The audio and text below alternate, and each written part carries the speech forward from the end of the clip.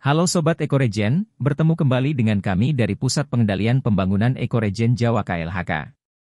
Kali ini, kita akan mengenal tentang pengelolaan sampah spesifik.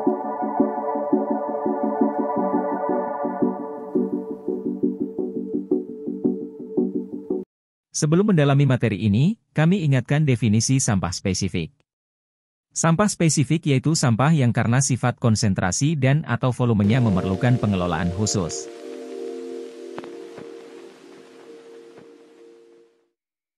Beberapa peraturan terkait pengelolaan sampah spesifik dimuat dalam Undang-Undang Nomor 18 Tahun 2008 tentang Pengelolaan Sampah, Undang-Undang Nomor 32 tentang Perlindungan dan Pengelolaan Lingkungan Hidup, Undang-Undang Nomor 23 tentang Pemerintah Daerah dan secara rinci diatur dalam Peraturan Pemerintah Nomor 27 Tahun 2020 tentang Pengelolaan Sampah Spesifik dan Peraturan Pemerintah Nomor 22 Tahun 2021 tentang Penyelenggaraan Perlindungan dan Pengelolaan Lingkungan Hidup.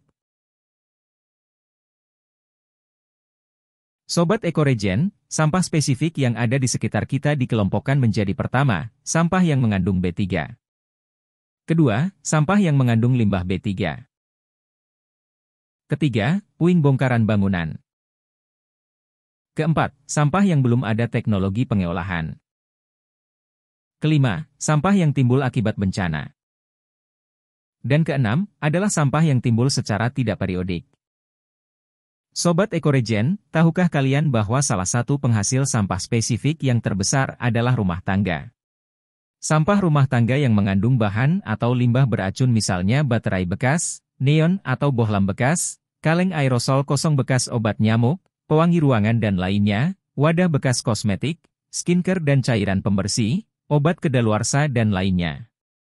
Selain dihasilkan oleh rumah tangga, sampah spesifik juga dihasilkan oleh fasilitas publik seperti fasilitas sosial, fasilitas umum dan fasilitas lainnya yang tidak termasuk fasilitas kesehatan, misalnya pasar, taman rekreasi, sarana irigasi dan lain-lain.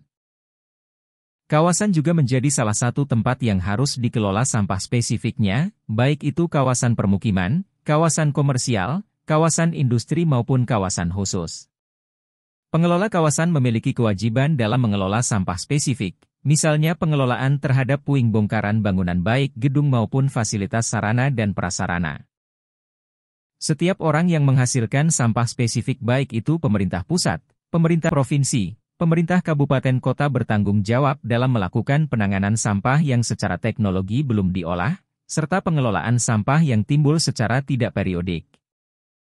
Sobat Ekoregen, secara umum tanggung jawab pengelolaan sampah spesifik yang mengandung B3 maupun LB3 dilakukan oleh yang pertama, produsen. Yang kedua, pengelola kawasan. Dan yang ketiga adalah pemerintah daerah. Bagaimanakah cara pengelolaan sampah spesifik? Pengelolaannya dapat dilakukan dengan upaya pengurangan dan penanganan. Upaya pengurangan dapat dilakukan dengan pembatasan timbulan sampah spesifik, daur ulang sampah spesifik dan pemanfaatan kembali sampah spesifik. Penanganan dapat dilakukan melalui upaya pemilahan, pengumpulan, pengangkutan dan pemrosesan akhir. Sobat Ekoregen, untuk sampah rumah tangga berupa e-waste yang biasa kita hasilkan dapat kita kelola dengan melakukan penyimpanan sementara pada drop box, meletakkan pada TPSS SLB3 untuk kemudian diangkut oleh pihak yang berizin dan kemudian dikelola lebih lanjut. Demikian Sobat Ekoregen, semoga bermanfaat ya. Mulai sekarang ayo kita kelola sampah spesifik yang dihasilkan dengan benar. Terima kasih dan sampai jumpa di video selanjutnya.